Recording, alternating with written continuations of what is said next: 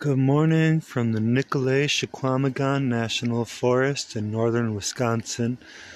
This is a raspberry bush, maybe? I don't know. But this is where I made camp last night along the Teal River. And it's beautiful.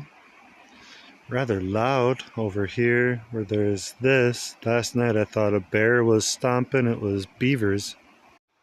I wonder how many different species of animal this tree that's dead hosts as home.